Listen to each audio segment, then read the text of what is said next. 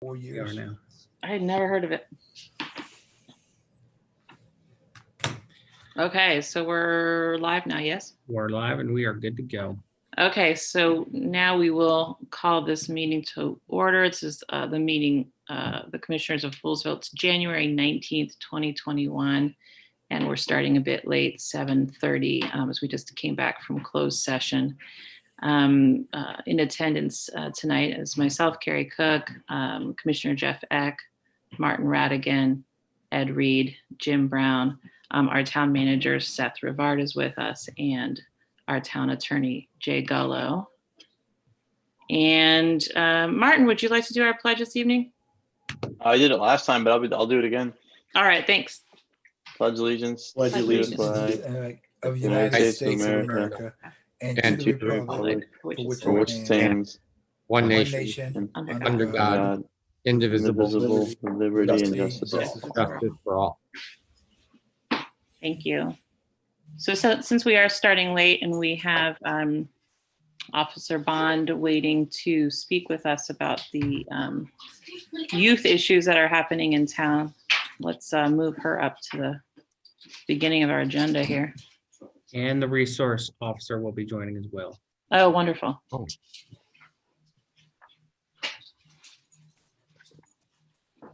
Hi, Tara. Hey Tara, Hello. How are Hey y'all Tara, doing? hey, good Good, to how are see you? you. Good. nice to see you. Thank you for being here. Thank you for having me. And then Officer Robert should be joining us as well. Oh, wonderful. Very good.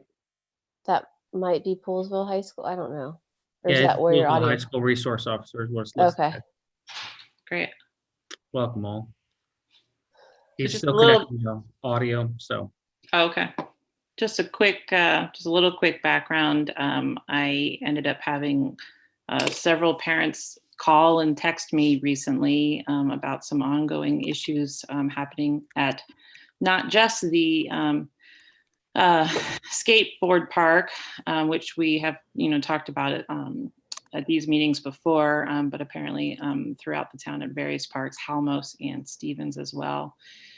And so I scheduled a call with Officer Bond and several of those parents, and Jeff joined us as well. And we had a good discussion about, just really what the concerns are, what's been going on in terms of, it sounds like there's some specific kids that are doing quite a lot of bullying, harassing, intimidating, and then some violence. Hi there. And then some violence as well, unfortunately. So it was great to have Tara on that call. So thanks for joining us again tonight. And thanks, is it Officer Roberts? yes. Officer Roberts, can you hear me now? He's Just there. unmute yourself. I can hear you. Okay, great. Thanks for joining us too. Thanks for being here. No problem. So Tara, maybe if you wouldn't mind just kind of giving us a update of where we're at now.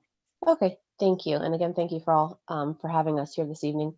So we had discussed doing check on patrol, and I'll explain that to y'all for you guys that weren't on the call. It's a form that we can complete as police officers requesting for patrol officers to check a certain area due to XYZ concern. It's not a guarantee that they'll be there every day at all the times, but it is a request for them to be there when they have the ability to do so.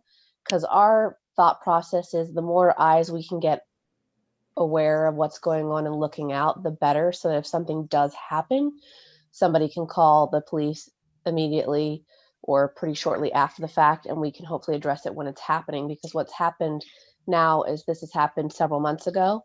And I understand there may be more incidents we may not even know about, but when we're going back several months later trying to address something, we don't always have the leverage that we would have if we were immediately responding to an incident. So I think working with you all and working with the community and us as the police officers also doing our part, hopefully with the check on patrols and everybody keeping their eyes and ears open, that if an incident does happen, they can call 911 or non-emergency, whatever's warranted, to bring it to our attention so we can address the matter in a timely manner. So I did complete the check on patrol, and then Officer Roberts and potentially Officer Preeth or one of the other community services officers may be joining us either tomorrow or Thursday to try to talk to So 3 names keep coming up, and we're going to protect their identity because they are minors. But 2 of the younger kids we're going to try to speak to. The third one that's a little bit older, right now there's an ongoing case, so I am not sure if we're able to speak with them at this point. So I'm waiting to hear from our state's attorney's office because we don't want to do anything to potentially jeopardize the case.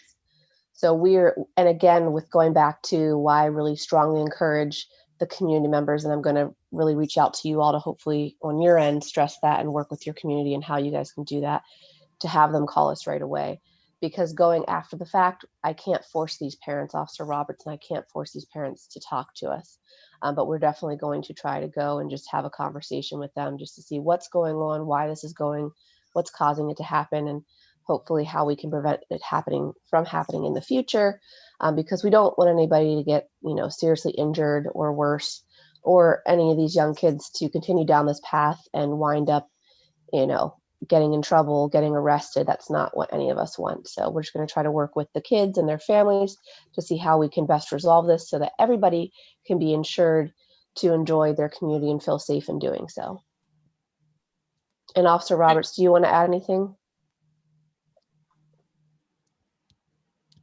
I think you covered it all. So I'm just I'm here for whatever you guys need, any support or anything, and try to get these kids on the right track. And I think him as an SRO, school resource officer, is so incredibly important to our community because they're able to work with the school admin, the students, and their families, and they can oftentimes mentor the kids.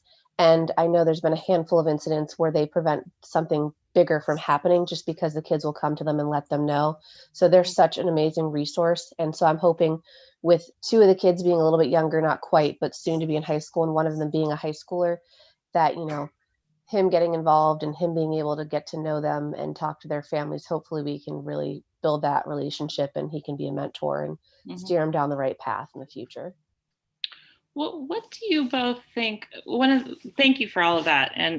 And one of the things that struck me on our conversation with the parents, whenever that was, 2 weeks ago, I think now, was that a lot of the parents that a lot of these incidences were not necessarily happening to their own children.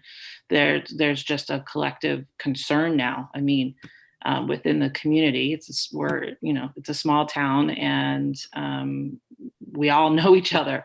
And so, what are your thoughts on? I mean, what they can do, what we can do as a community, because the parents want to be involved. And so what do you think is appropriate? I think we kind of touched on a little bit of that with just the community being aware. And so some parents will go to the parks, and I know they've worked with some people that are close to the parks, that they're just kind of keeping that community eye out for, even if they don't have kids of that age, they're just keeping their eyes and ears open, and they're not afraid to contact the police if they do see something. I know one of the parents had mentioned something about an old program where they had some kind of sticker or something on the window, that it was like a safe house to go to if the kid was in trouble. Right. I've never heard of that. I'm not opposed to that. That could be another possible resource. I think obviously when we're dealing with minors, I don't have kids, but I can only imagine how protective one would be, and rightfully so, of their kid, especially if they felt they were in harm's way. So one thing I wanted to tread lightly, if parents are there, they're just kind of keeping an eye, not getting really engaged with the youth. If they see something, let us as a law enforcement officer do that, because I don't want them to find themselves in a predicament. So I definitely think just that community sense of keeping your eyes and ears open. If you hear something or you see something, definitely letting us know. And I know we're dealing with juveniles and people are very, very upset, and understandably so, but we also have to realize we're dealing with juveniles. So we don't want this to become like a targeted attack, even though they're not acting appropriately. How do we go about this the right way to address it so that these kids and their families also don't feel attacked as well? But we do definitely need to address it. And when you say contacting you, do you envision, is that a 911 call, or is that 911 or non-emergency level? Yeah. Okay. So yeah, and that can kind of, if somebody doesn't quite know, they can always call 911, and the call taker will help them figure it out. Guide them. Okay. When in doubt, everybody knows 911, 301-279-8000. Although it's a pretty simple number to remember, in times of crisis or stress, that might kind of go out the window. So 911 is much easier. Great. Officer Bond, I have a question.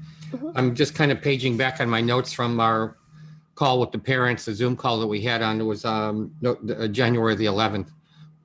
And the parents were really quite concerned. One of the parents said that their child was afraid to go play basketball at the high school. So that's really a shame to hear that, of course. And but one of the things I wanted to follow up on was the police officers in Poolsville that drive around, and I think you were going to try and organize when they're available. I understand wouldn't be a priority over a service call, but the kind of drive by Stevens Park and the skate park and Halmos and those kinds of things.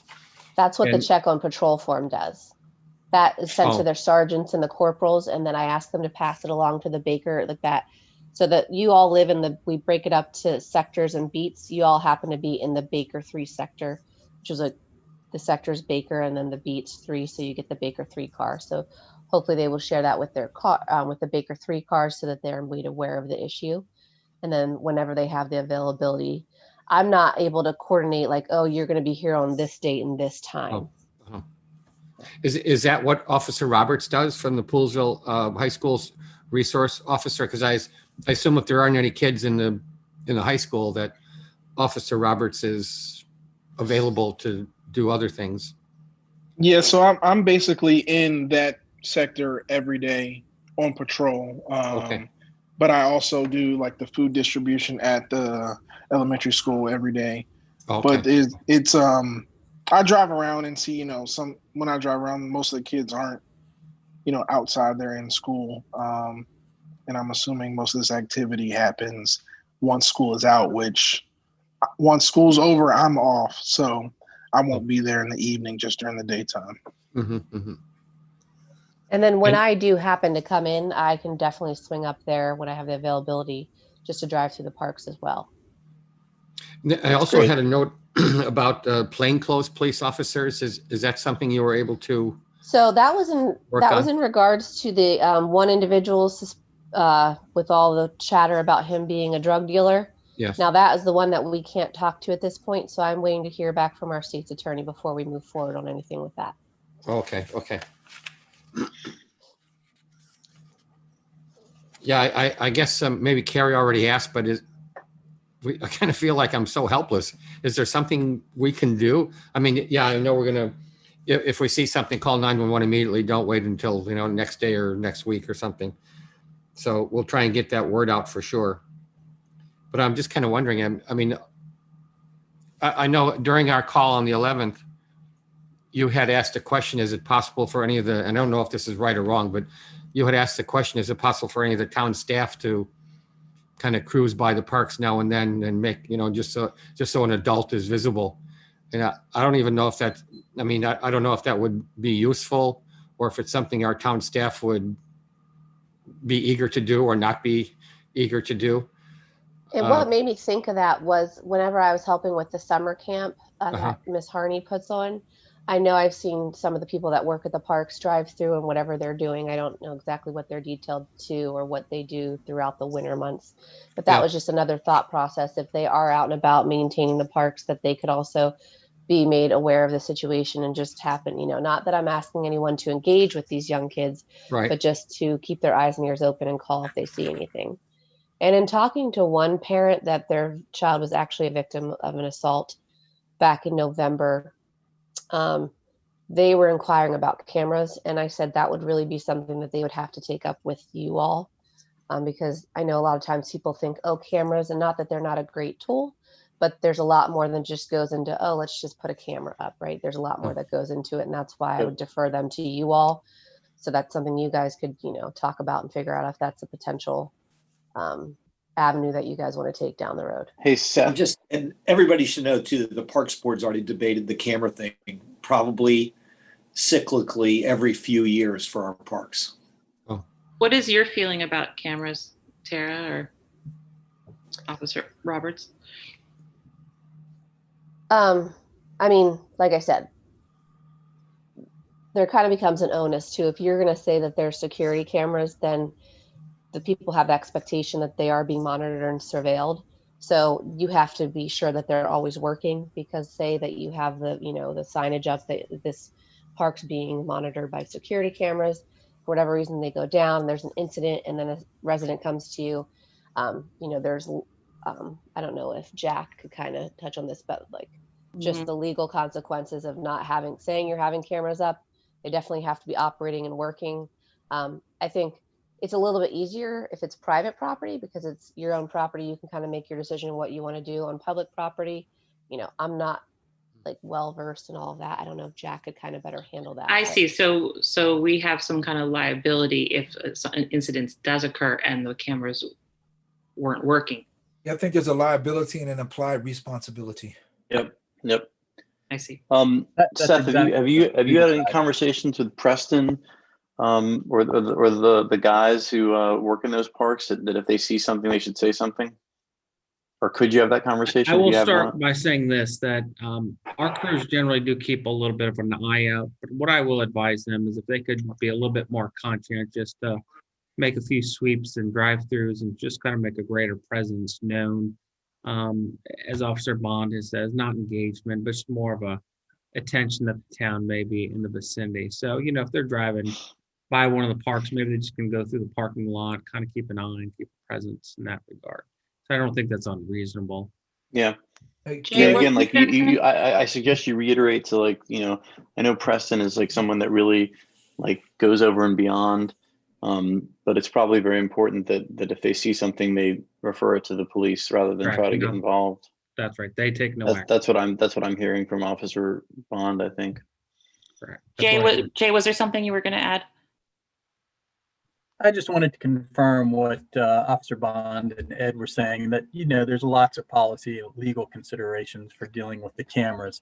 It sounds like it's a 24-hour operation, but it really isn't, because you have to be monitoring those, and you don't have the personnel to do that, which creates almost like a attractive nuisance, if you will. That's what you told me there'd be, and then there aren't, then there's a problem. Yeah. Well, Jay, to that point, I mean, a parent just can't come in and say somebody did A, B, C, and D to my child and get the videotapes. Usually there's a threshold by which you release those tapes, is there not? Well, all of our tapes, since they're monitoring public areas, would be subject to Public Information Act. There wouldn't really be any need for subpoenas or anything like that. It wouldn't be private property where you'd have to get somebody in a suit.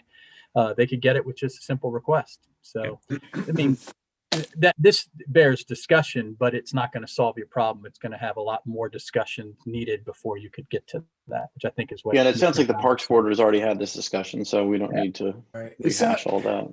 As I'm listening to the whole conversation, what I'm looking at, there's the immediate piece of what do you do when something's happening? If you're a parent, you see that, you make a call, don't engage.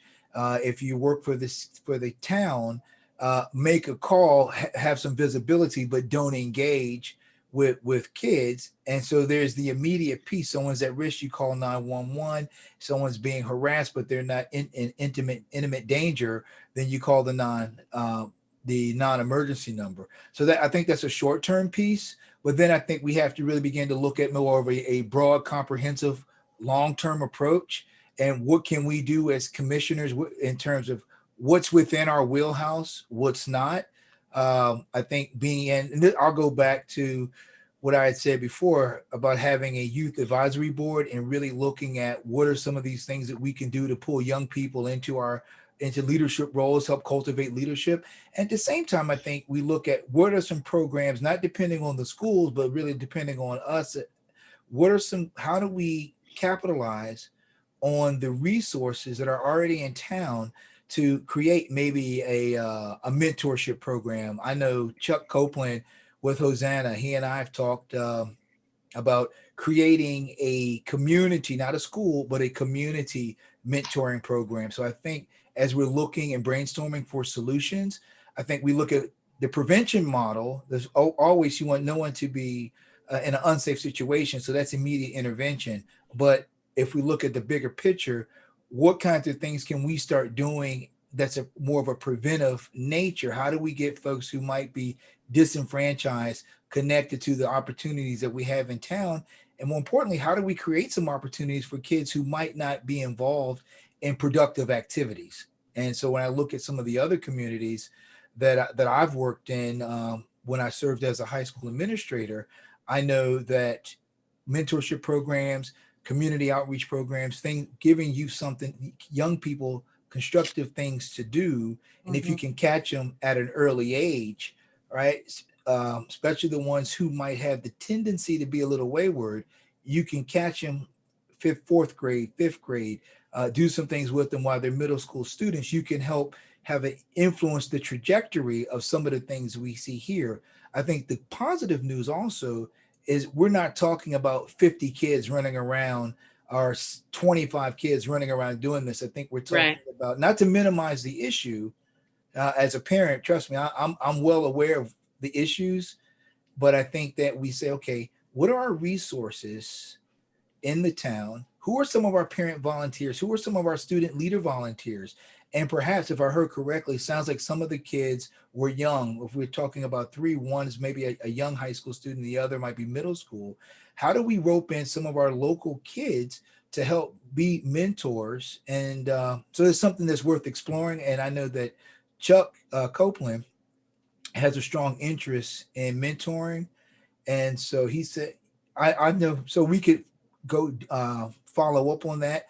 My recommendation for a next step would be maybe those who are interested in doing building some type of youth intervention programs, not with a negative spin, but with a positive spin, and pulling in that group of people who might be interested. I'm happy to help facilitate that type of a meeting and get that moving, and then see what we can do from there. Yeah, I think it could be tied into the clubs, like the, after school clubs that they have going, because there's the need and there's certainly the desire to get involved, both from the parents and from a lot of kids, from a lot of students as well. I mean, that's the focus of a lot of these clubs that the high schoolers are doing, right? Is, community and mentorship. You guys, we could beat this up for quite a while, because obviously it's an issue that's kind of come and gone over the years. But a couple things to remember is, I do believe, unless Tara, you want to say otherwise, this is kind of a cyclical issue. And again, in Poolesville, it's not an endemic issue where like we have gangs of guys and girls or whatever beating up people and doing things. It's not, I don't think it's symbolic of a bigger thing. I actually think it's more symbolic of COVID and no school and no activities and boredom, and our public parks are open, whereas any other activities these kids normally have, they're not having right now. So I think we need to address it. And I appreciate the idea of increased police presence, making parents knowledgeable about the steps they need to take, without taking too many steps, obviously, communicating with their kids. Ed, I love the idea of getting, once COVID's over with, really trying to do more outreach to kind of help bridge the gap here a little bit. And last but not least, I think it reminds all of our commissioners that we do need to push for community services and potentially a community center that will help us be more a part of these kids' lives, and the right mentorship be a part of these kids' lives, bring those guys together. But keep in mind, you guys, I've been doing this, 14 years. Every 3 or 4 years, we have some bullies that do stupid things at our parks, and then we have to address them when we get the police involved. And Officer Bond, thanks for your perspective, and our SRO officers too. Thank you for that. But it's kind of the same answer every time. More, police presence when needed, better, direction for our parents, and more vigilance, amongst all parties involved. See something, say something. I don't believe our town guys really are in that position to do that. It puts them in an odd spot. I think it's more about that. It's awareness and more activities, and a little bit of increased police presence when possible. So cyclical, you guys. That we've gone through this before, and the same discussion about cameras and the same discussion about liability. It's good to revisit it, but let's kind of get some perspective on what's the best way to go about it. I think we're getting there.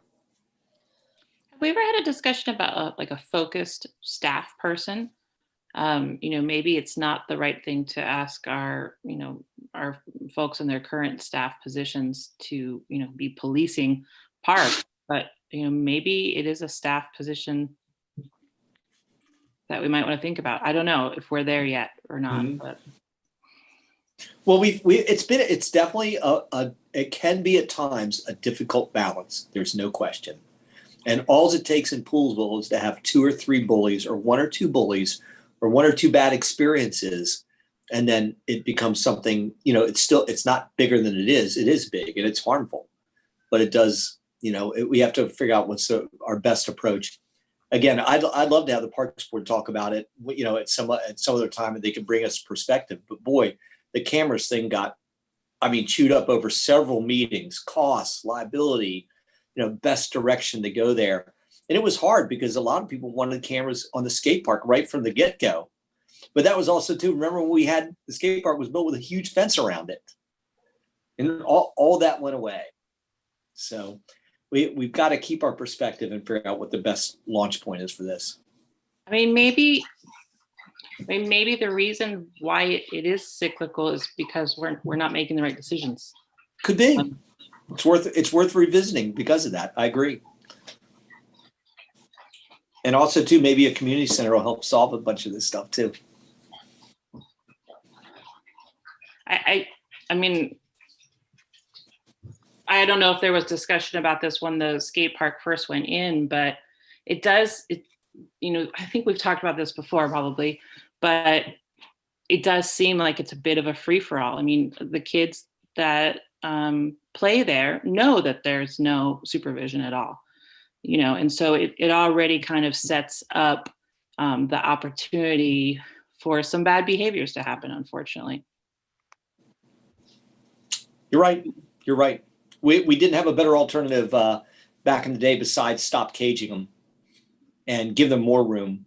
And right. And I said I do believe that COVID is really playing a role with this right now. Those are the same kids that would I'm be. sure the national every politics. I'm sure COVID. I'm sure Yeah. the fact that there's no real school going on. It's Right. But bringing it back to us here in our lovely, charming town, it's if we go back, what I would propose so we don't go round and round, if we implement the things that Officer Bond and our SRO, tell me your name again, sir. I'm Officer Robert Roberts. All right, Officer Roberts. There we go. But if we implement those things, and I think that we have the immediate piece, and we continue to look at what might we be able to do in terms of that prevention model, knowing that it's cyclical, and also knowing that there's the COVID times, kids are going to be more squirrely. Some kids will make some poor choices, which speaks to more who are our community partners, maybe from our faith-based communities, and what are some things that kids can get involved in that they're not getting at their schools, but maybe those community members like a Chuck Copeland, who's well respected, having some type of mentor program is worth exploring. So I think we look at what are the resources we have in terms of volunteering, and then begin to try to connect kids to different opportunities. But I like your strategy, Officer Bond, of the 2 kids that you can talk to, a friendly visit to the families to share concerns and look at how they could be helped. Because sometimes a kid acting out is a cry for help, and sometimes parents might not necessarily know the best way to help them. And by all means, I'm not justifying any violent actions toward anybody, but we also know that we can't police the skate park and all the other parks 24 hours a day. And then you take the Helmholtz Park, where I go play basketball, you have lights and you have tennis courts, but some people come use it, some people don't. And I agree with what you're saying, trying to get to the root of why is this happening? So it's like, not what's wrong with you, but like what's going on that you think this is okay to treat other people this way. And I think, yes, a friendly conversation, but a little bit of a stern friendly conversation, and let them know that we're taking it seriously. The town's taking it seriously. And I don't know what avenue you all have to put it out from your end, but that it's been brought to your attention and that the community is very aware of it, and that they're going to be keeping their eyes open, and they will be reaching out to the police. They've been encouraged to reach out to the police if they do see this. Now, I don't know if that'll make a difference for these 3 individuals, but I know Poolesville's a small town, word of mouth, it travels very fast. So maybe that would be another little deterrent, that you all are aware, we are aware, and we're going to be keeping an eye out to make sure that everybody can stay safe and enjoy the parks.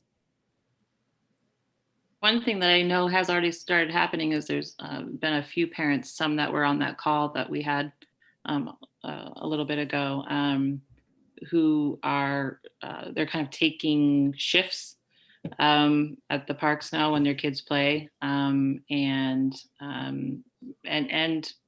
just sort of just making all of the kids there at the park aware that they are there, and that they, you know, expect there to not be any nonsense going on.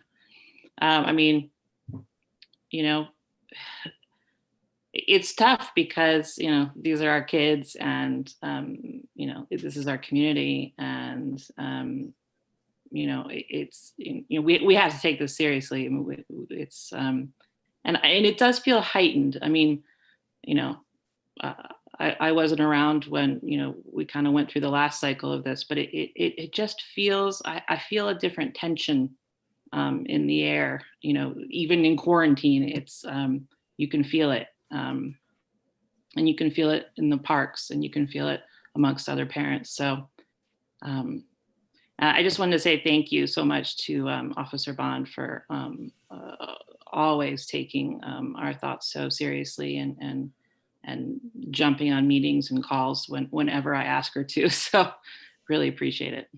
Well, thank you always for reaching out and letting us know when things are going on.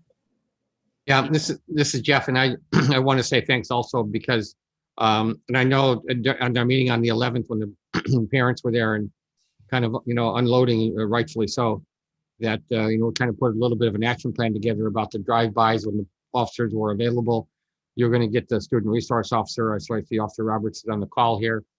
You're going to arrange for the calls or meetings with the parents, those that are willing to meet and those that you can meet with. So I think all of these things are going to, you know, put together and will have a beneficial impact. So thanks for doing that. I'm kind of more of a, maybe a tactical thinker than a long-term thinker like Ed. And I very much want to see positive results so that we don't end up with a child in the emergency room. But so thanks for, you know, the things that you have done and the things that you will be doing. Yeah, thanks for being here, Tara. Thanks for being here, Officer Roberts. Appreciate it. Thanks, guys. Thanks for joining. I'll catch up with you later. Sounds good. All righty. All right, y'all have a good night. Take care and stay safe. Thank you. Good night. Good Thanks night. so Thank you. Thank you.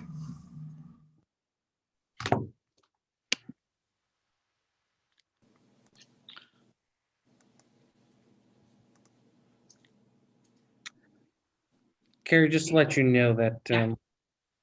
Thomas and, well, they're not, I don't see them in the waiting room. They were going to be on. Thomas and Don were going to be on, but maybe we can go to minutes and they'll come into the waiting room. We outlasted them. I will send them. I will send them an email. I know Well- they're waiting. I think so, yeah. Yeah. Well, I think we're back to reports, and maybe just for the sake of time, I'll just briefly talk about White's Ferry on my end. You know, what I understand is that negotiations talks are continuing. And, you know, it's obviously really great that the community is taking advantage of sending messages to all of our local politicians.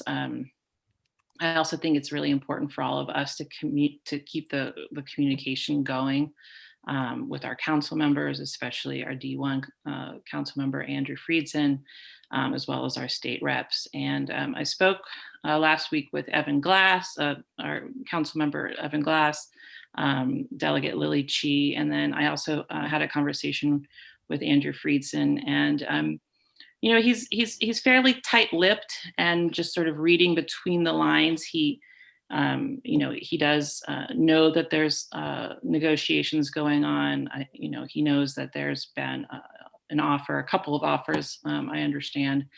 You know, but you know, I think in general, it's probably more than any of the parties want to make public at this point, which is, probably frustrating for all of us. I know it's probably frustrating for everyone who is a commuter. But the fact that he did mention several times on the call that I had with him is that talks are happening.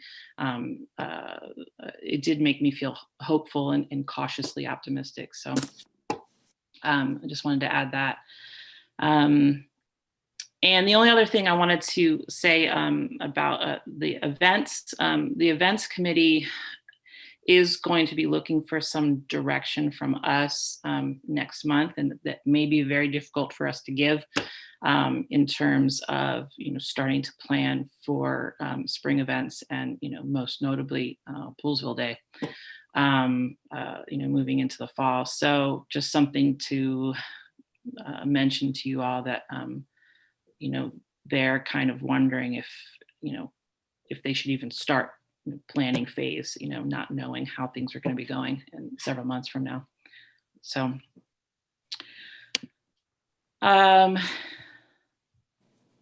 that's all I'll go on about tonight. And I'll go to Martin next. Planning Commission and any other announcements you might have. So I don't have anything for the Planning Commission. Our meeting actually got canceled last week. There was nothing on the agenda. So after that long marathon 4-hour meeting, we got a bit of a break. I talked to the Boy Scouts a couple nights ago. The only reason I mentioned that is that they brought the bullying thing up. So I let them know that we were going to discuss that tonight. So hopefully they'll watch. I touched base with Andrew Friedson today via text message about the ferry, and got kind of the same answer as you did, Carrie, that they're doing everything they can. They're talking to their counterparts in Virginia, but ultimately this is a landowner dispute. I know I've talked to Randy Davis, and there's been some offers made. There's been some interest in buying the ferry. So sort of everything's kind of up in the air right now. I also asked Andrew about what's going on with the county and the COVID vaccines, because I've had a lot of seniors asking me, they've signed up and when is it going to get here? And it just looks like the county really has very little in terms of vaccines right now, and they're trying to get them. They still apparently have not vaccinated all of the first responders that want a vaccine. And then once I think he said there's 12 to 15,000 more first responders that need them, or that want them.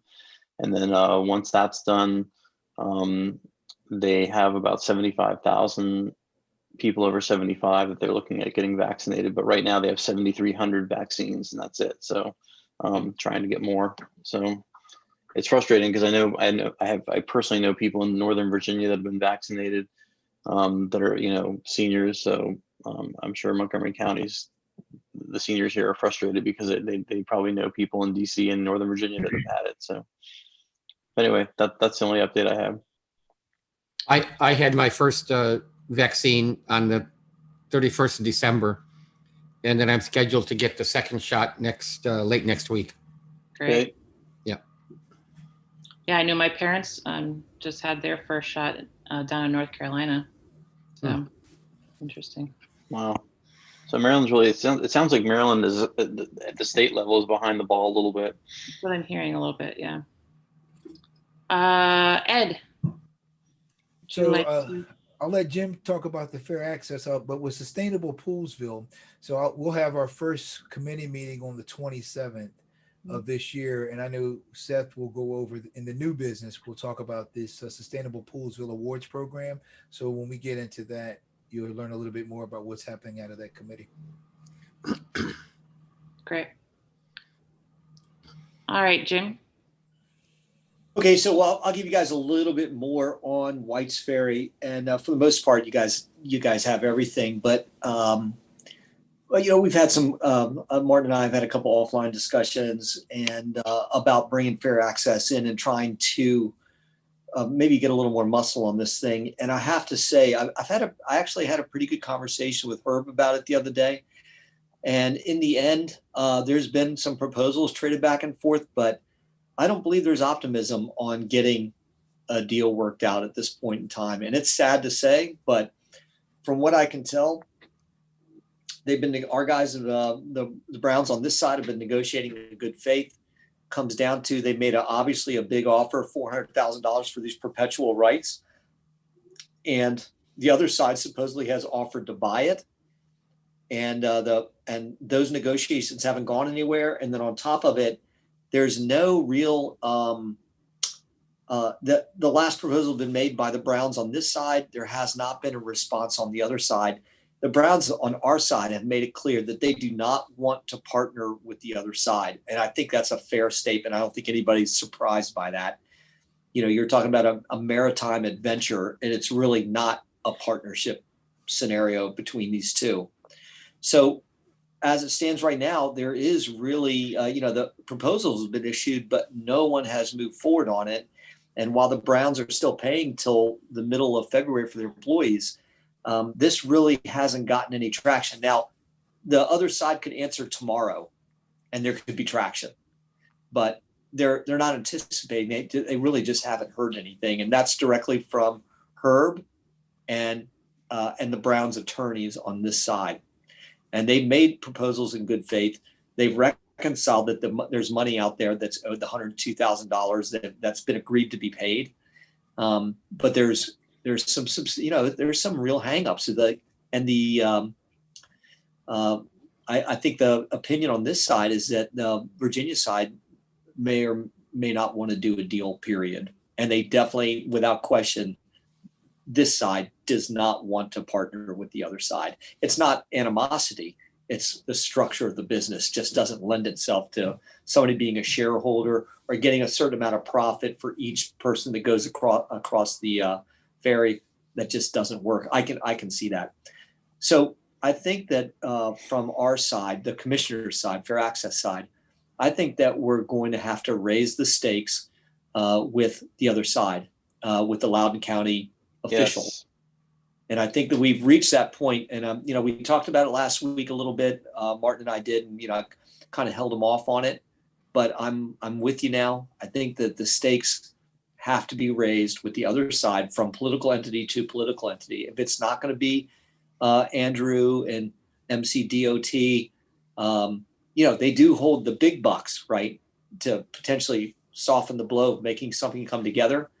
But it's not that the will is not there. I think the will is there. But in speaking with Herb and talking about the ferry in general, I don't think that there is, I don't look at Montgomery County as being the solution to operating the ferry. They probably get their butts kicked. The ferry is a interesting, weird entity that is just not turnkey and send the boat back and forth. It's not that way. In addition to, you're talking about a boat that if this all works out and they reach a deal of some sort, you're talking about a ship or a boat that's going to have to be replaced, in some period of time coming up. That's $1 million for a boat, basically. They're really expensive. So who operates it, how they operate, does the other side buy it? I don't think there's traction there. And I think that we have to get Loudoun County to apply that pressure to the other side to work out a deal. Somewhere in the middle is probably that deal. $400,000 has been offered from this side for a perpetual easement. The other side has offered to buy it at some amount that is definitely not tenable to this side. This side has talked to them before about buying it at a number that makes sense for this side. They are not coming together. The ferry is not operating. I think we're closer than ever to this thing not coming back alive again. Yeah. So I agree, Jim. I think that the residents of Western Montgomery County spend a lot of tax dollars in Leesburg probably, and I think that they need to hear from us. And I mean, there's a couple words that Loudoun County or the state of Virginia could throw around that would probably get the landowner to be in a much more negotiating spirit, in my opinion. Yeah, they know that. Eminent domain is just. I know that nobody wants to talk about it. It's like so far off and so difficult a concept. And Jay, we don't even need you to weigh in on it because we know that's it's full of its own pitfalls.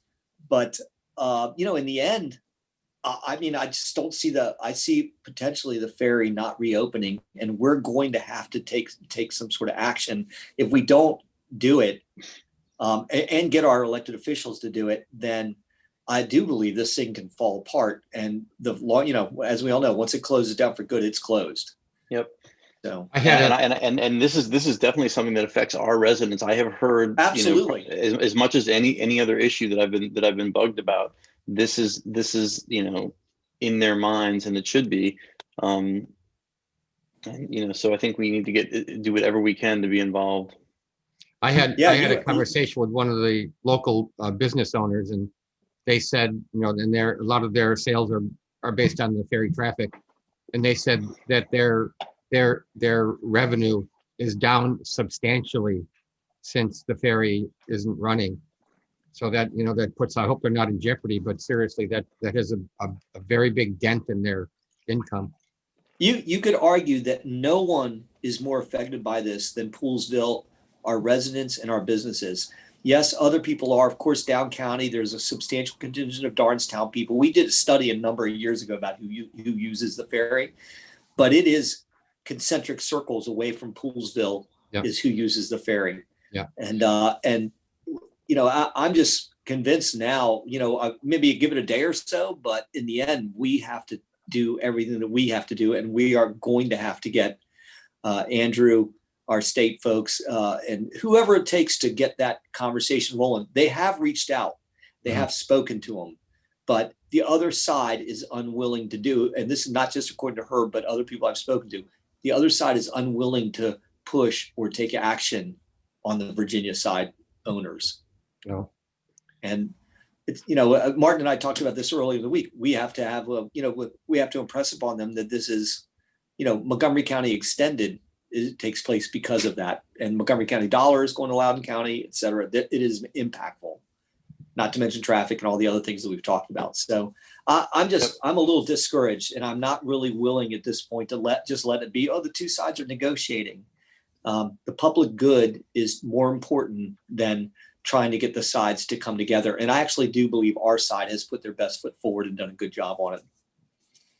And I do think our county folks are working as hard as they can, but I think that they've kind of reached a point where, there's not much else they think that they can do. So I think that's where Fair Access can come in and try to lean on Loudoun County to maybe rattle some swords and get people in a more negotiating frame of mind. Yeah, I agree. And if it's not through our county council members and our state delegation, then we're going to have to do it directly, because we are the ones mostly affected by it. We don't have the muscle they have, but I'm just convinced that the current course of action is going to lead to it not reopening. So I hate to be a pessimist, but that's where my description with talking with all the parties involved without talking to Loudoun County, and we're going to have to reach out to them and say, what's going on. Yeah, agreed. So, I mean, another day or so, but then after that, I think that you'll be hearing from me through email and Fair Access, and we're going to have a conversation about how to initiate this and take it to another level. Good. Thank you. Jim, did you have any update on the high school? Yeah, in fact, I just sent out to all the commissioners updated letter. So the next, you saw there was 2 meetings that we had. One was for Fair Access to review the most updated plan. It's pretty dynamic. Have you guys seen the slideshow? Seen the PowerPoint of the school and the rebuild, the proposed rebuild and all that. Yeah. Yes. So that's an amazing thing that they've gotten proposed there, but it doesn't meet the goals. And we went back to them straight after when we had our Fair Access had our private review with Montgomery County construction team. Then they had the public review, which was, I think, actually pretty instructive. It wasn't a waste of time. We had good resident input. But in the end, we sent a pretty strong letter out that's saying that, look, it really needs to be a new gym. The bucks have to be found. We don't want to, having the same gym, same 2 gyms gussied up a little bit doesn't give us the spaces that we need and we deserve that other high schools have. So that letter's been sent back to the construction team. I'll actually share it with everybody here in a couple of minutes so you can see it. And we have an advocacy piece going out to the Board of Education to let them know the same things. And because they have an important meeting coming up here, I think on the 28th, and we're going to be hitting them. And we're actually going to we'll roll out with another muster campaign targeted specifically to the BOE for this gym use. And also a big thank you for the investment that's going to take place in Poolsville, but they've come up short in this one area. We need better. There was, out of the entire presentation, which most of it, by far, most of it I really liked, and I thought it was quite innovative in some areas. But when they got to the point of the gym and saying that they were going to replace the bleachers and update the finishes and update the lighting, I was going like, oh no, Yeah. that's not going to cut it. And, Well, and there's everything else looked so beautiful, really, but there were some really major points that didn't seem to be, and it's like, what were you thinking, really? Yeah, they've got to, there's unfortunately I got a nice letter from Gina Grubb that, Chris, she's been, and I will say this too, I'm giving a lot of credit to our school administrators as well as our athletic director, Gina, Poolsville native, awesome person, always fighting for the best for the school. And she said basically that Montgomery County is looking at these, how they do these things. They're looking at them differently now. And, this reformatting, I mean, we're getting a lot of new school, right? I'm not disappointed with how much new school we're getting, but this reformatting of how this gym use is and these big ticket items, the things that really cost them in construction. Mm-hmm. Unfortunately, they say Poolsville was like the first time, the first school that fits this new model. Oh, So, who knows? We're unlucky to be first, and maybe we'll be the last. But the goal is that they have to, we've identified the problem, and we've put it back to them in very clear language. More money needs to be invested to give us a high school gym that's worthy of us, our students. We have just as many student players. We have just as many student athletes as other schools do. You look at it, we field all those teams. And with the exception of football, we fill up all those teams. Well, that's exactly what the other schools do. Mm-hmm. So we need those same facilities. So we've put that out there. So the letter goes out to the BOE coming up. We're gonna follow up with a muster campaign for our residents to chime in, and then we'll go from there. thank you. That's it. Okay, great. that And enough? lastly, we have Jeff. Oh, Like, yeah, so probably most of your items are on our. They are. So, in fact, I was just going to say that. So I don't want to be too redundant because I know we have the speed humps are coming up. That's on the agenda. I think we're somewhere new business area. So we're going to talk about that. We're going to talk about we're not going to talk about the bike racks. Don't say anything. Yeah, and so we weren't going to talk about the bike racks, but the committee has been trying to figure out what to do in terms of new bike racks, and they were asking for bids from the local. I think it was Morningstar Welding who does welding and that kind of thing. Also the painting of the skate park, and John's Hardware was going to provide the paint at a cost for that project. And Mr. Strong has the plans, in terms of how the skate park is laid out, so they can figure out the square footage and whatnot. There was also, well, we're going to get to the part about the Bodmer Avenue, the sidewalk. So the new part, which is around on West Willard, which is called Westerly Grove, that'll of course have a sidewalk, but the old part of Bodmer Avenue does not have a sidewalk. So there's probably a need to put a sidewalk in. It's not going to be cheap, but then that'll connect with the sidewalk all the way from Hughes Road all the way to West Willard, because that's where the kids are probably going to walk in order to get over to the high school. So that's important. I did have one thing I was supposed to bring up, which I will bring up now. It has to do with the name of the Bodmer Park entrance to Halmos Park, or the Bodmer Avenue entrance to Halmos Park. And Seth may recall all that. It was, the committee went really back and forth on changing the name of that area of Halmos Park, changing the name of that area to call it Bodmer Park, because apparently a lot of people refer to it as Bodmer Park already.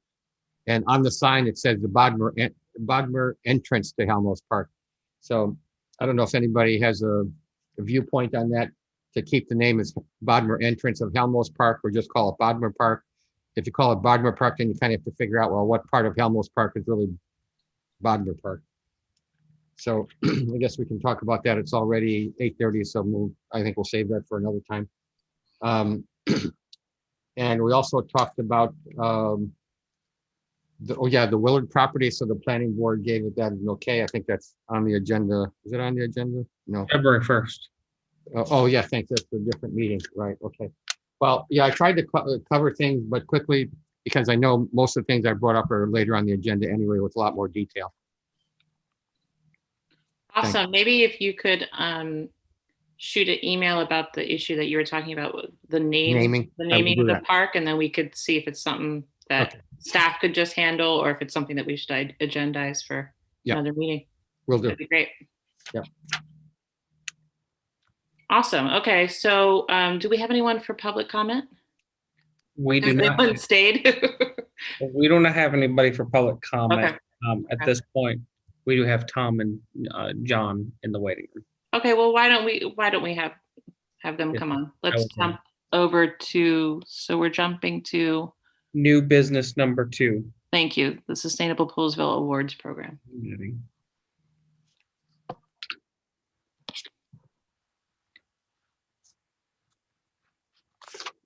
Hi, Thomas.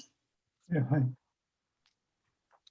Hi, Thomas and John. I essentially took what you had in an email and provided it to the town commission for their review. So that's what they have before them. They've been able to take a look at that and review that.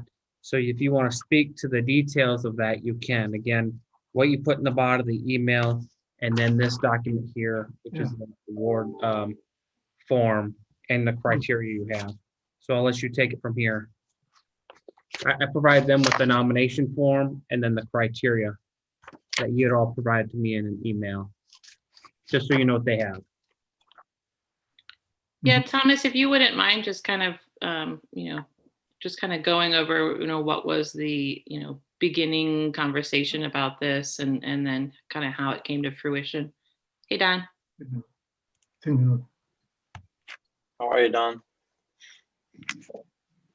Or Don, either Thomas or Don, if either of you would be able to talk about the proposal. Let's go ahead. It's your project.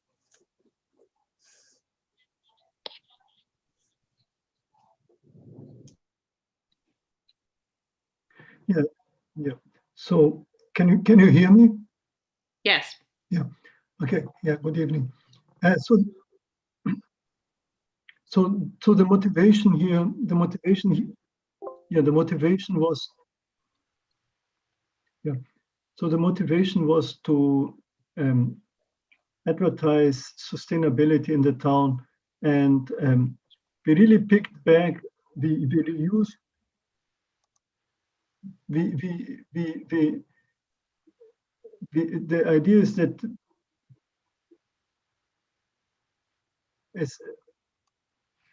we will be different. We want to focus on the business part of the town, and ideally we want to showcase whatever they are doing in terms of sustainability. And what we are asking for, so it would be a business part only, and a yearly awards program where primarily you would get a plaque or something in the town hall similar to what has been done in terms of, sorry, let me turn this off because I think I have double echo here. And we would be providing a plaque, which monetized not very much, but I think mostly is the advertisement in the Monaco, and people, it's some advertisement for the business, and everybody becomes more involved in sustainability in the town. So that's why we came up with this idea of the awards. The overall, a lot of the concept, by the way, was copied from what Gaithersburg has done and was very successful with it. And the idea is we are asking for a certain amount of money for a 3-year pilot program, which would be involved then the business aspect of it. And then maybe later we could take a look at it and saying, oh, maybe we want to expand it for residential as well. Okay, so that's the overall concept. So, and everybody could, how would you call it? Nominate somebody or an organization to participate, to be in this part, and our group would decide on the winner, and we would in August we would go and select a winner, and in first week of September, the idea is the first week of September, the town commissioners would announce it, and then during Poolsville Day we would I mean, gives awards or something like that. But again, we need some buy-in from the commissioners to get this going. So that's the Great, yeah, and thanks, Thomas. I know you personally have put a lot of work into this. I really appreciate it, and of course, all of the Sustainable Poolsville Board. I know from the get-go, from hearing about this, I just kind of love the idea of, add the component of a healthy competition. That definitely, gets residents and businesses going on these kind of new projects. So, Don, was there anything else that you wanted to add to that? Well, we're hoping if we can at least get it started, that come June, when we put in our recertification application with Sustainable Maryland, that we can include this as a project that's underway, but hasn't really come all the way full circle because we haven't made an award yet. But there may be some points there for our recertification. We'll put it in as a special project or a demonstration project of some kind or other. Great. Does anyone have any questions for Don or Thomas? Or any questions about the proposal? So it looks like.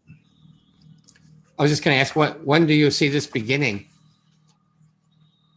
Or people should already make their nominations on the, because there's an example nomination page. So have you already received nominations? No, I mean, the idea is that we present this today to the town because there's some money that we would like for at least the plaques and for the newspaper, that we would like the town to support it. And until that's not supported, we won't be moving forward. So that's what we are asking for. Oh, okay. Thank you for that. So we as soon as the commissioners agree to this, then we would kick this off in terms of asking SET to help out with the advertisement and so on. But right now, we did some probing with the Poolsville Chamber of Commerce, but nothing really came out because we really need your buy-in or saying, yeah, it's good to go, or no, go back and give us, change something or whatever. All right. It's hard to argue against sustainability. But anyway, yeah, but still, I mean, we don't want to go without you being on board, right? Sure. I think we're on board. I think that maybe we just need to talk about, is there a dollar amount that you think we need to start with in terms of advertisements? And I see you have the pricing for plaques and a banner. Is the banner something that would happen whether Poolsville Day happens or not? I believe so. Yeah, we can put it anywhere. Yeah. Okay.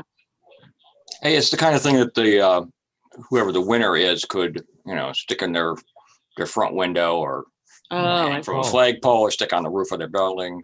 That kind of thing. Okay. I wasn't sure if you saw it hanging over Fisher Avenue No.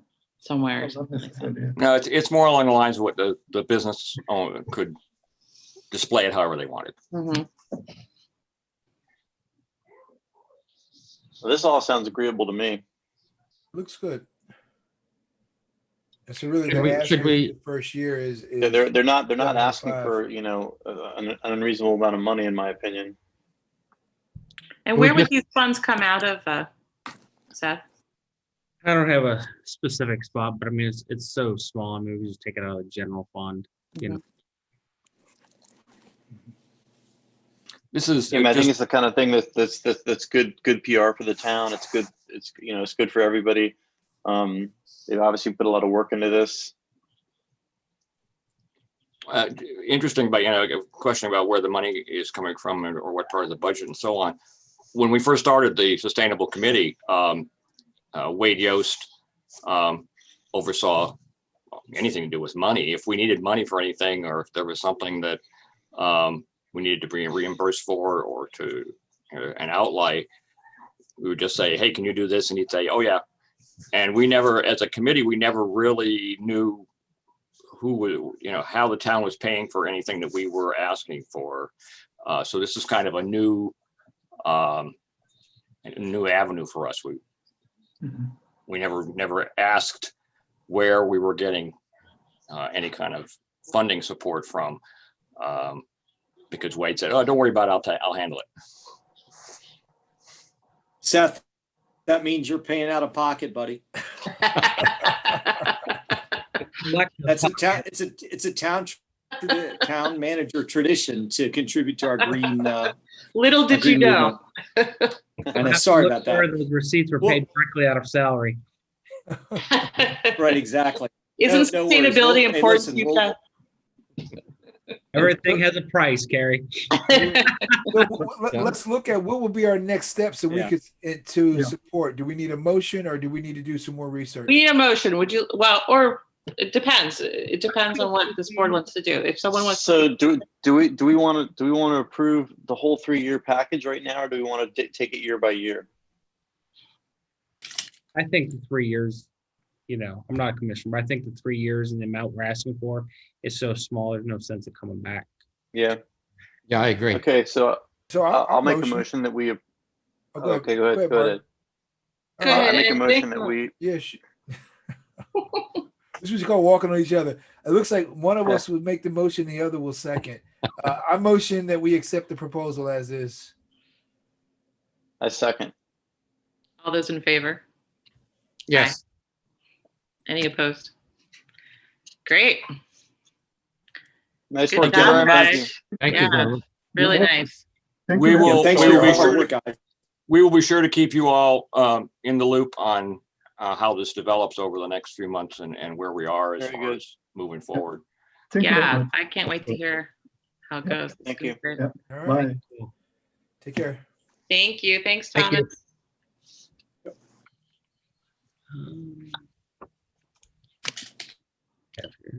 Okay, where am I? Back to my. Here. I guess we can skip back to our COVID update under old business. Certainly. So in the last 14 days, we've had about 23 new cases. Collectively in the jurisdiction, meaning the zip code region, there's been 176, but 23 in the last 14. So Yeah, I that guess- 176 is comprehensive from day one. The other thing regarding Montgomery County's rollout of the vaccines, there's a priority group 1A, 1B, and 1C. But within each one of those priority areas are 3 separate tiers. So essentially, the other way of saying is there's 9 priority tiers as well, but they're all under priority 1A, 1B, and 1C, just so you know when you hear those things. Because it gets a little confusing unless you've been, heard that there's tiers within each category. And we're still in 1A now, right? We're in 1A. They are doing a little bit in 1B. Yes, let me see here. We're definitely in 1A, and what they're doing is some things in tier 1 and tier 2. That's what I meant to say. Yeah. So 1A is where we're at. Anybody else have anything to add to our? I'm coronavirus? sure. I guess when we look at COVID, and if there's thinking about where our staff might fall in terms of where they are with the shots, and how do we just make sure that with their, because we got a hard working staff, and I'm just thinking, how do we just kind of make sure we're protecting our staff who's out in public? I'm just thinking about it. It's just to raise our awareness of what do we do to make sure that we do the best we can to keep staff out of contact or any kind of potential risks with COVID, especially those who are out and about, and you never know like who might walk up to them, or and then going back and forth into the office, the town hall. So it's maybe something to look at. Maybe we could bring it up at the next meeting, but just really looking at if you're out and then you're coming inside the building, how do we just make sure everybody's safe? I just thought about it as I'm looking at COVID update, and you talk about the Yeah. number of cases that increased in the zip code, Yeah. and just I mean, we've been a little bit diligent. We've been, diligent on this and making sure that we have, some level of comfortability and protection with what we've done. I mean, we've had a few close encounters here with which a staff member will say somebody in my family or somebody I know, or I've been in contact with it, and they've been in close contact with that person who's either been tested positive or just been around it. And so our procedure is that you and go get a test, not a rapid test, some sort of swab test, because those are much more accurate. And we'll account you for your sick days, is what we're calling it, sick days. And they can have those days off without having to dip into their leave at all. And we pay them for the time that they're off. So there's no loss to them at all. And that way they can get tested, be at home, rest assured that things are fine, and we'll accept that they can come back when there's a negative. So that's been our procedure so far. And it's working well to this point in time. We understand that potentially there is a more contagious one on the horizon, a contagious variant of COVID out there, and we're going to have to be sure that if that looks like it's gaining speed, we may have to consider our other options. You weren't here earlier in the year, but at one point we did go to a rotational schedule as well. So that's what we're looking, if we need to, we have a schedule in place to hop to that, but we're sort of hoping that we don't have to get there. As you know, it's always a moment by moment sort of issue, and we try to play cautious.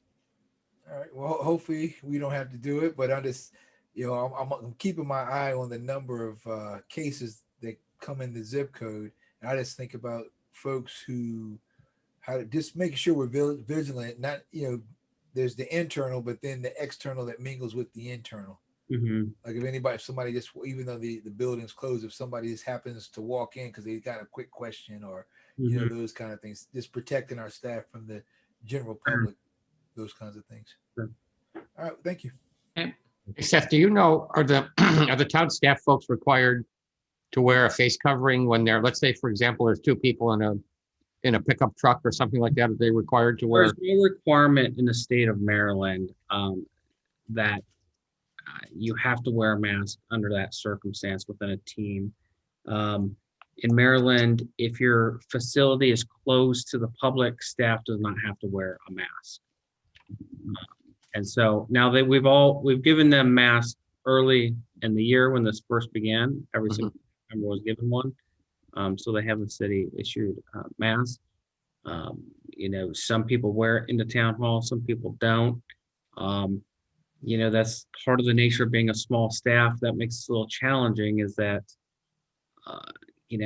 there's a lot of cross connection here a little bit, but we try to be a little bit, reasonable about it. But it's just the nature of our small staff, right? I mean, my department heads come in on a fairly consistent basis to get things from the day before that might need to be done. So, there's a little back and forth. I'm not going to say there isn't, but we have to maintain the level of operations at some, at some level, if you will, and there's always going to be an inherent risk, and we try and minimize that as much as possible.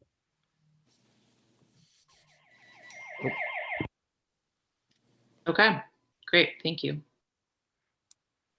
So now we're in new business, and we're on number 3, water tower painting and lettering. Certainly. So as you might know, the town budget for this fiscal year has the water tower painting on there. And this is a project that's potentially on hold, just to make sure that our revenues hold up and that we make it through this year as projected on the revenue side. To date, that seems fine.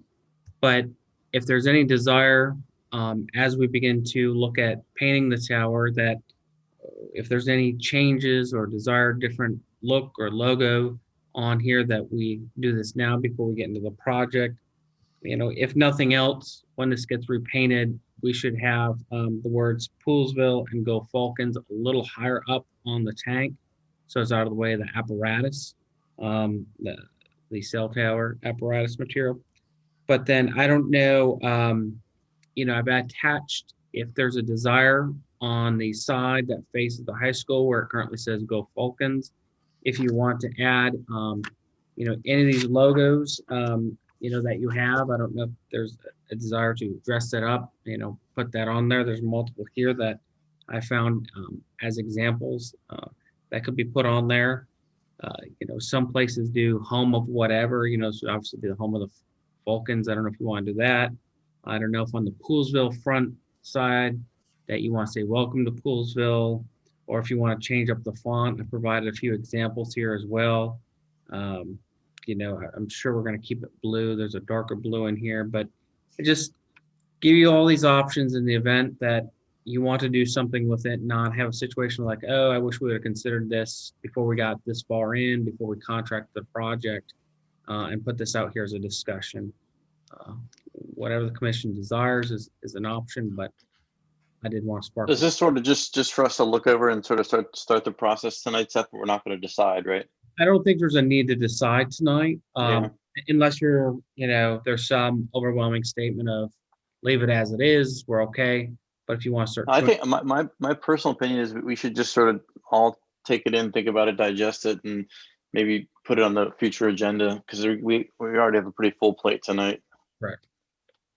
Would it be crazy to put it out to the public? Like do like a I think community Cool. input would be important. I think to have a vehicle to hear what other people think besides the five of us.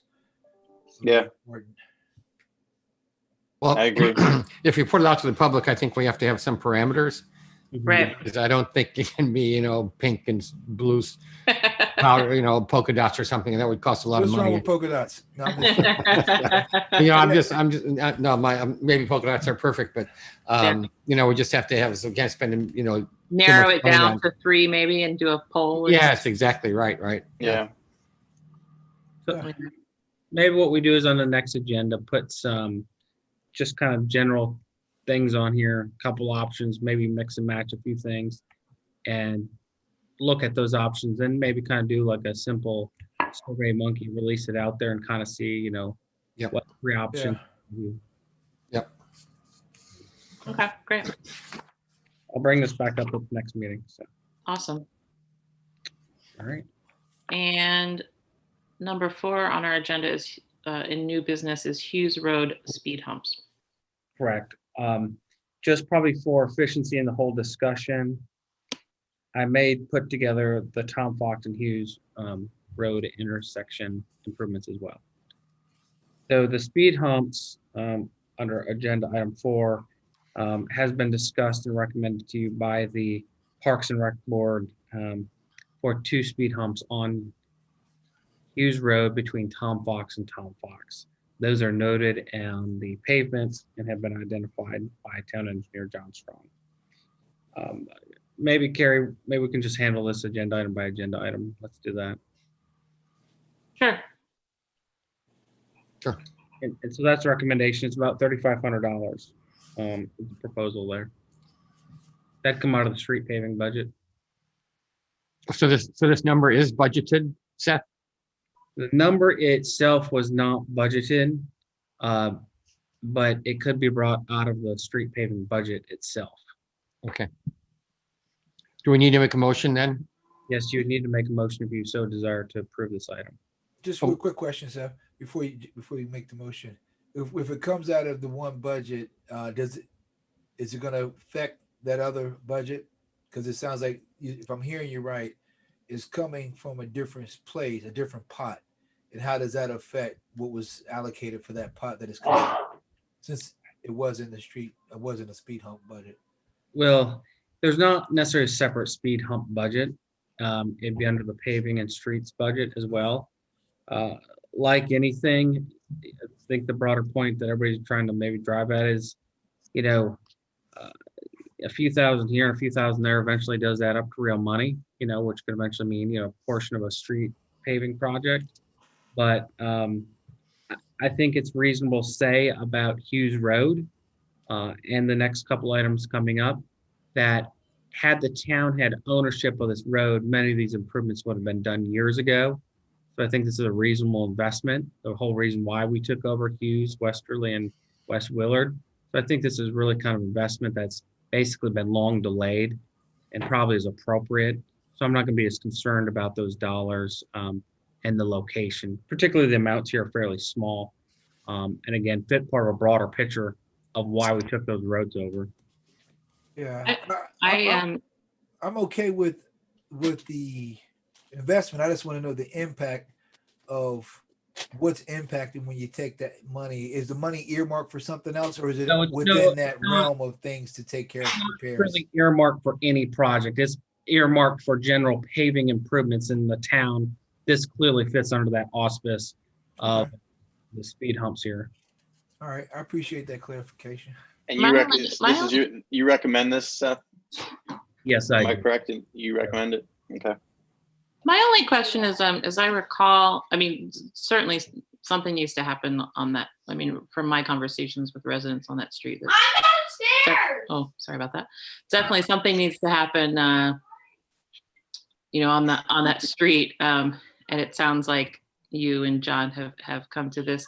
But I do recall in the beginning, John saying that speed humps weren't necessarily the right choice for that curve in the road. Did that end up not being the case? well, I think, were we talking about Chiswell with that one? Yes, never mind. Chiswell, yeah. Yeah, this is Wrong on road. this is on the straight part of Hughes. It's especially because when the cars are coming, let's say maybe they came all the way from River Road and they're kind So of going. so we put speed humps already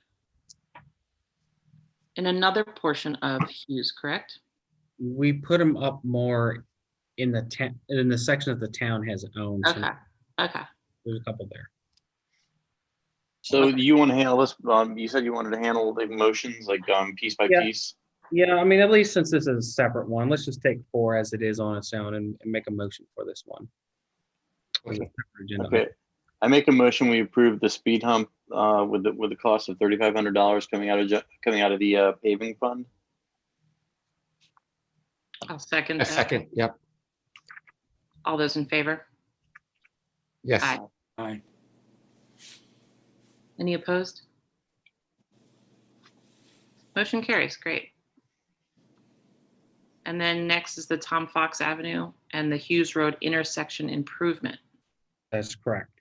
So as you may have heard and discussed in the past, there's that right-hand turn lane there. And this, of course, came up when we put up the stop signs as well. There's a long right-hand turn lane that the traffic volumes are not justifying the purpose and need of that.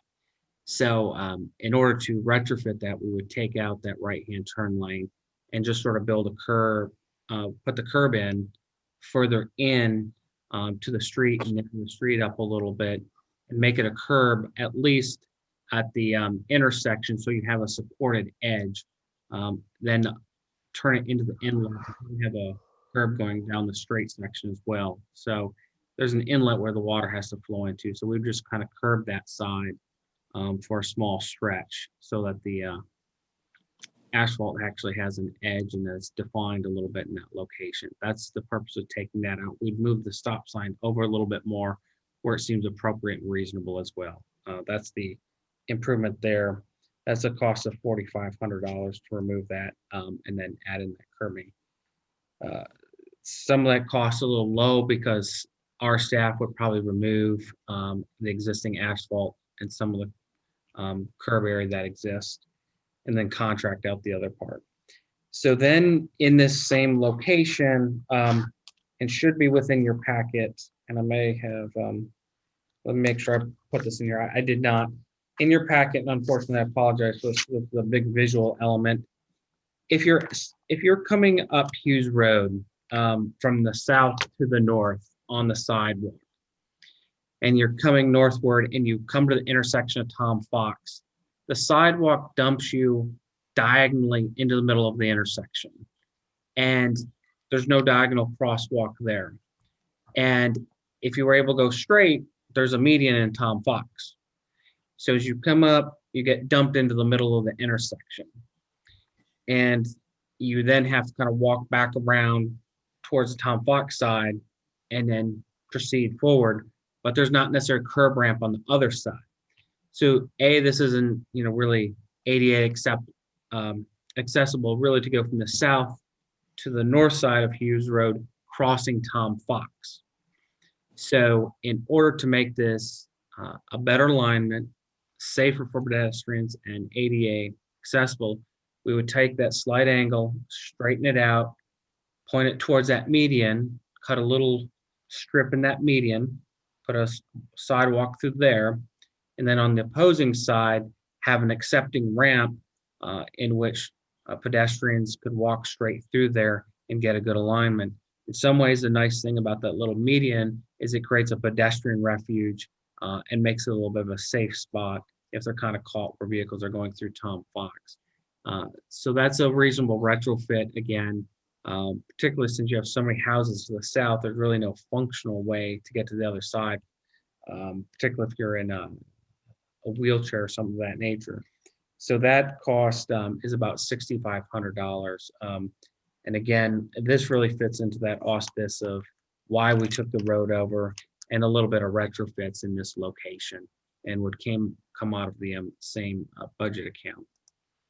Has the Parks Board weighed in on this, or did they have anything to All do with this? recommendations Yes, from yes. the Parks and Rec Board. Yeah. Staff supports them as well. These are good, reasonable elements, and particularly in a long section of the community that's kind of not appropriately connected. I think it's a great opportunity to retrofit an area and increase the safety and pedestrian involvement. Yeah, the Parks Board has been talking about this for, since I've been, a part of that board. And so they finally kind of recommended it up to the commissioners for funding. And I can definitely talk personally on the sidewalk crossing because when I go on a walk and I'm coming north along Hughes Road and I get to Tom Fox, yeah, there's no crosswalk there. So it is a little bit unusual. So, I mean, obviously you can go across, but there's no zebra stripes or anything like that. So, yeah, I think this is, I definitely endorse this, this change.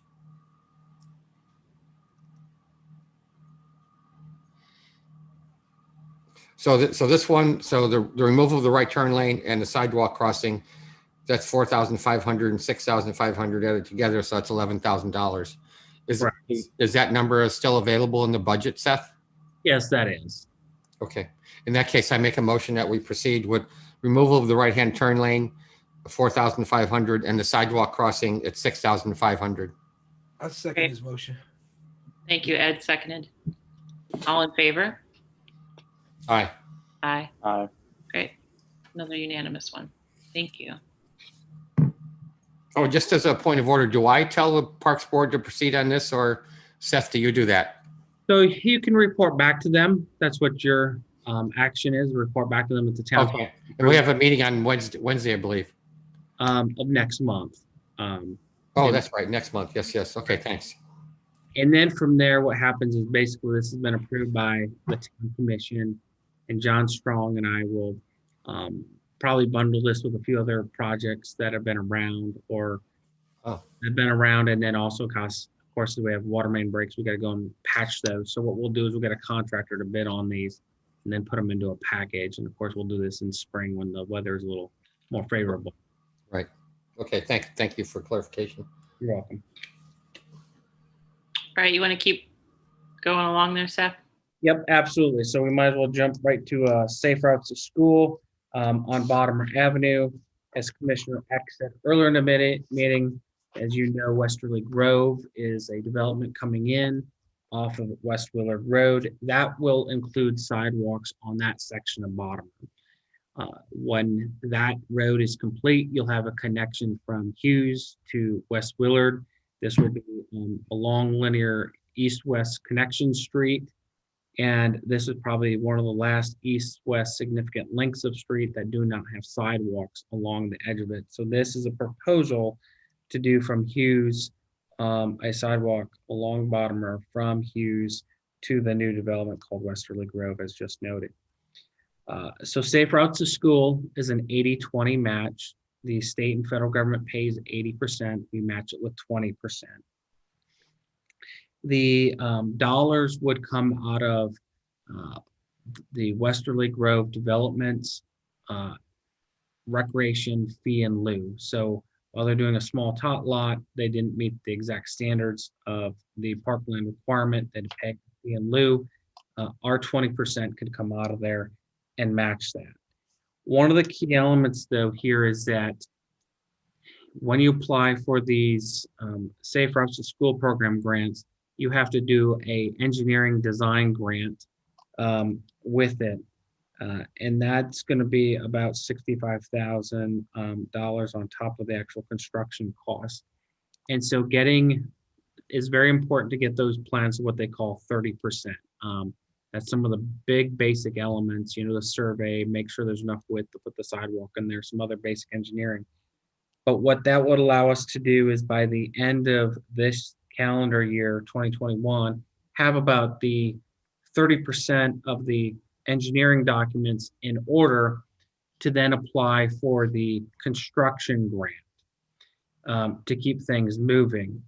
But while we'll have 30% of the design done, construction design done by the end of this year, it takes 3 to 4 years to get the overall plans approved, because not only is this going through the state review, it's going through the federal review, because this grant is actually a federal dollars and state dollars. So both entities want to review the engineering, and it's just become, because there's so many other communities in the pipeline doing their plans and other things, it takes 3 to 4 years to get the plans approved. So that's why you'd want to apply for construction. So if in maybe the first year you're not approved, even the second year you could be approved and keep it moving forward. So the total cost is about $510,000 for the construction. The match by the town would be about $102,000, again, coming out of that fee in lieu.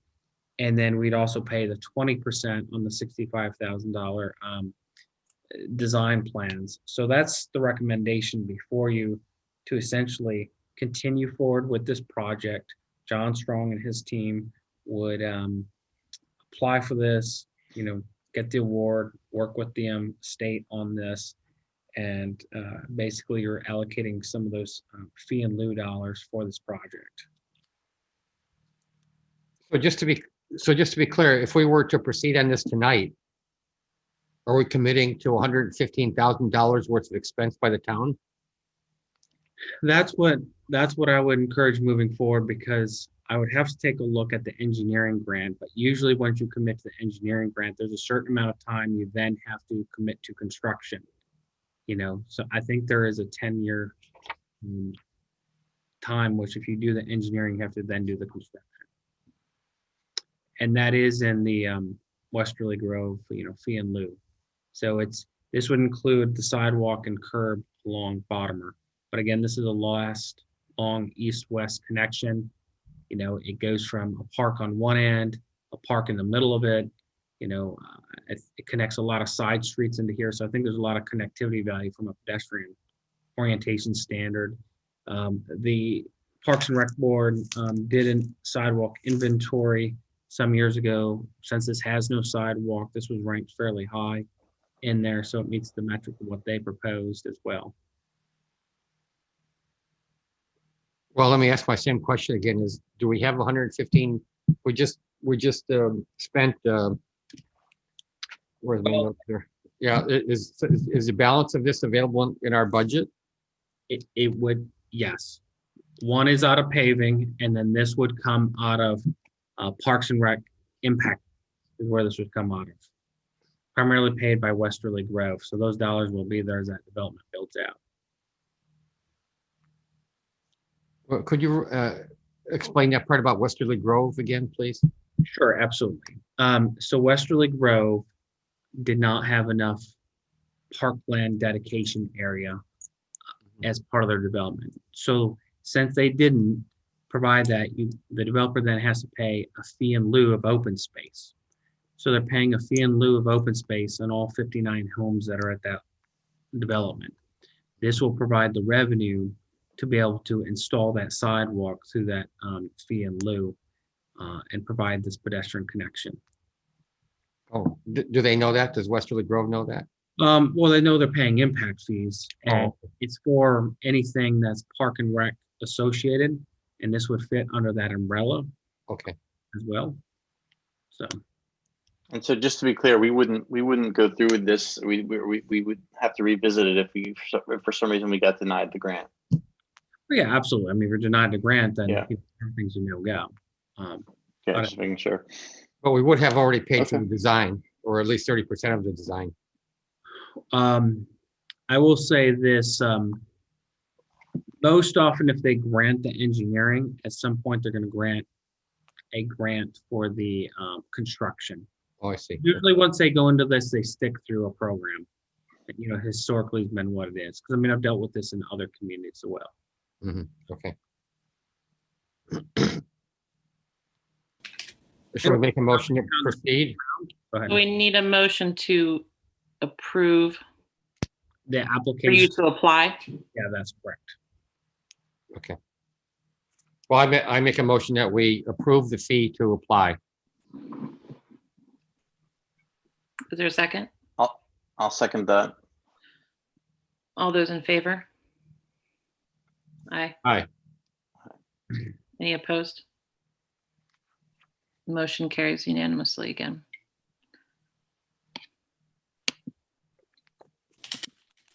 Wow, Seth, it looks like y'all are doing a lot of stuff. We're making things happen, you know, one step at a time. All right, Historic District Gateway signage.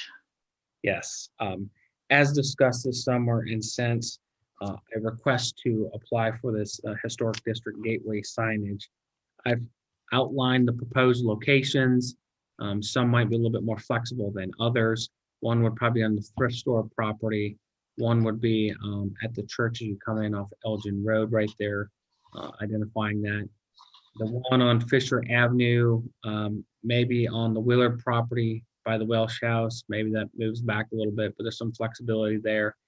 And then one by Stony Springs and that road right away with across from the Sarah Hour Pool area and up towards town a little bit would probably be the location of these signs, regardless of what style you went with. So there is in this proposal, if you look right past my text version, the Mhm. staff report, this sheet here, you can see what Brookville had done. Yeah, I like that one. Okay, all right. That's Now, one- I'll also add that that's the one that Sarah Rogers told me. That's the one that they approved. That I that's thought she said that they work with that company, and that's what we should do if we want to get our grant. Oh, really? Okay. Yeah, yeah. I just like the look of it too. Yeah, I've reached I out. do too. I've reached out to this company on pricing a little bit as well.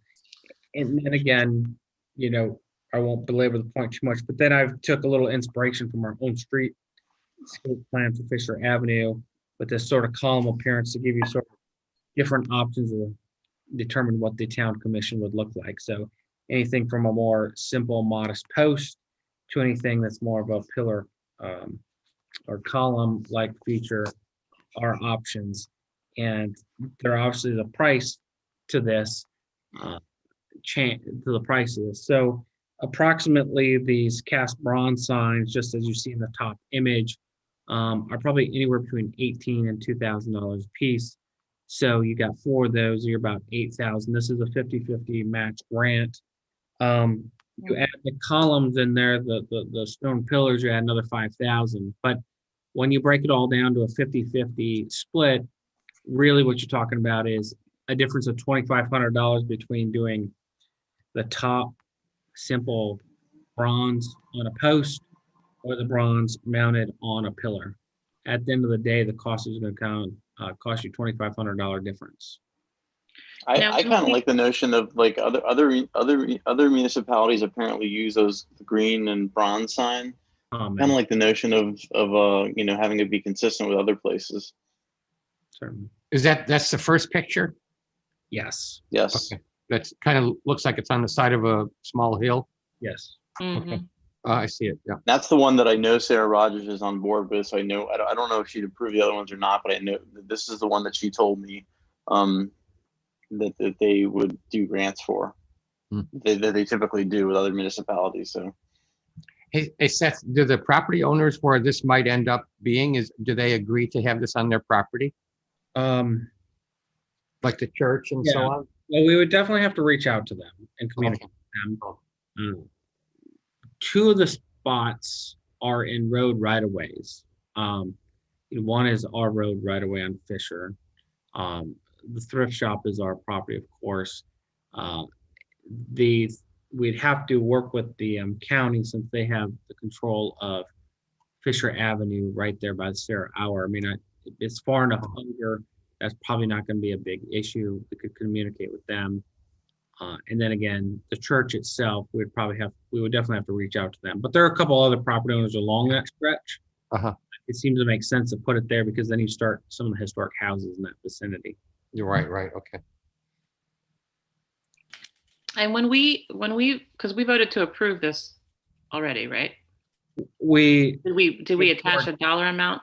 No, we did not attach a dollar amount to it. That's Okay. a big reason before you end design to make sure that you're all comfortable with that. So Hey, Seth, what would the sign say? I can't quite read the example. the example here is very simple, and I think that's almost a nice element to it. It just says, ours would say Town of Poolsville, National Register of Historic Places. Okay. we want to have it say that versus like historic district or something like that. Yeah, I mean, maybe what we can do is the lettering isn't going to change that much on the price, so we could maybe nail that down a little bit, but I could bring something to you. Okay. I mean, the homes in the district are on the National Register of Historic Places, so. Okay. Well, I think it's a great idea to have this kind of signage coming into town to sort of emphasize our historical assets. Mm-hmm. Maybe what we could do is Town of Poolsville Historic District, and then have the National Register of Historic Places pushed down a little bit on the sign. You know what I mean? Yes, I like that. Oh, okay. I like that. Yeah, And then the emblem on the bottom, that's the Canal Towns. I don't think Or that's, what is that? I don't know what they attached to that. Okay. They're a little far off the Canal Towns, I think. I don't know what it is. So you need a direction to move forward with Yeah, let's say, certain amount. yeah, let's just say not to exceed $8,500. Okay. You know, and which fund is it coming out of? The general fund? yeah, probably come out of the general fund, what we do. Okay, so I make a motion, we approve the 4 historic signs for an amount not to exceed $8,500 out of the general fund. Great. Is there a second? Second by Jeff. Thank you. All those in favor? Aye. Aye. Awesome. We're Right. spending some money tonight. We are, boy. Well, it's in the budget. It's not X budget, so that makes me feel better. It is in the budget, yes. Yeah. And it's for very important and good stuff, I think, so. So the annual sewage flow capacity report, this happens every year. It's relatively performable because it's really just registering what has already happened and taken place. All it is a combination of the 3 years of average flows to the treatment plant, building permits that have been issued but not yet connected, and then future flows of approved subdivision plans. So probably 98% of this, 99% of the report is all about flows that actually go through here. When you add up those 3 elements that I just mentioned, the average daily flows through the plant are 707,000 gallons per day as an average flow. And you have to approve the plan. There's We're going to talk about this on Wednesday. correct. We're going to talk about the bigger picture of this in context with other things, but for some reason, Town of Poolsville does this at a commissioner level. Other jurisdictions just do this as administrative, because all you're doing is acknowledging to the state what's gone through your plant, and this gets sent off to MDE, so they know what your plant has as an average daily flow. So all these numbers came from, was it Matthew Haga? Yeah, through Matt, and then John Strong put this together, but yes, in collaboration. That's what- Okay. So what you need So to we happen? just need then- to, we need Just to need the approve the motion report, to Seth? approve the sewage flow capacity report. And so these numbers came from Matthew, right? So that, Yeah, I mean, we okay, yep, that came from Matt. okay. Seth, you said it's every 3 years or every 2 years? So you do this annually, but the Okay. 3 years is an average of the past 3 years flows Okay. and new homes permitted but not on the system. So you do it annually, but it's a 3-year average, is what you're saying? That's pretty much correct. That's right. Okay. All right. Well, the last page says 2019. That's what caught me off guard. Is it supposed to say 2020? When you say the last page here, The one that has the, that does need to be updated. It needs to be 2020. So I'll get my crew and make that change. well, maybe, but are the numbers accurate then? The numbers are themselves are accurate, yes. Okay, just the title was wrong? Because John and Matt worked on it, and Matt took a second look at them and had a couple of minor changes. So I know they're from this current past year, 2020. Okay, thank you. Just the heading never got changed. So does anyone want to make a motion to approve this report? I make a motion to approve the report because Matt Hague has already given the numbers and he's the guy that knows. I second that. All those in favor? Aye, Yes. Aye. unanimous. And lastly, we have your town manager's report. Or just to, Don't forget the minutes. We haven't done that. Oh, I'm sorry. Well, let's go back and approve our minutes then. thank you, Jay. So we have 2 minutes to approve. Approval of minutes from December 31st and approval of minutes from January 4th. Did anyone have anything they wanted to change or discuss, amend to either of those? No? Yeah, I don't have anything to No. change. Can I have a motion to approve both of those minutes? I motion that we approve both of the minutes. And a second, please? I second that. Thank you. All those in favor? Aye. Aye. Great, thanks. Thanks, Jay. All right, back to your report. Sure, certainly. As Martin had indicated, there was a planning commission meeting this past month as well.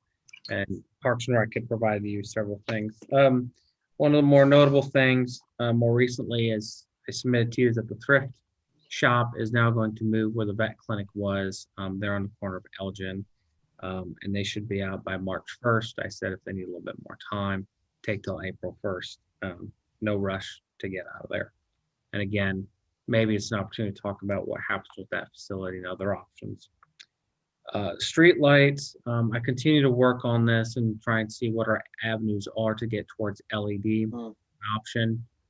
It's really bundled in with the fact that we're on an unmetered system, which affects sort of rebates we can get, conversion of the lights via Potomac Edison. Potomac Edison has put up roadblocks of converting in not just our community, but other communities as well. Pepco and other jurisdictions have been more able to work with other communities. And so we just continue to hunt this and see what we can do. I think it's going to be a creative outside the box sort of thinking solution that we need to think about. As I said, we're one of the few communities that actually taken over our street lights in total, the wires, the poles, and the tops. Usually it's just the base, the pole and the top. But so, we're now responsible for the aging wires as well. But I think I want to do a little bit more analysis. I mean, again, there was a reason for that. I think there was some validity behind the reason of taking those over. But we just got to make sure that there's a long-term element here that we look at. I would like to say thank you to Ed for the educational video. My staff greatly appreciated that. They thought it was creative and unique, and got the message across, so it's out there as well. Also on Facebook, that you may have noticed, and I want to give thanks to Preston's crew, is that they are able to increase the sight distance there on Elgin Road. Well, there's that lot there by Jerusalem, and obviously it has a sight distance issue, so that's a better situation than it was before. So we're just have to be able to get approval from that church and make that happen. That's really kind of the highlights for tonight that I have for you all. I also just wanted to say again, thanks to Andrew Witt and Matt Haga for and to Seth for that great tour of all the facilities that they gave us. Yeah, that was fantastic. Yeah, I like I said when I was there, I have been able to take a few tours now, and I just feel like I learn something new every time. So that was great. Well, if there's nothing else tonight, guess we can hear a motion to adjourn. I make a motion, we adjourn. In a second, Second, all those in favor? yes. Hi. Aye. Great, thank you. All right. See you Thanks, later. Seth. Take care. Thanks, Yeah. everybody. Okay. Bye, guys.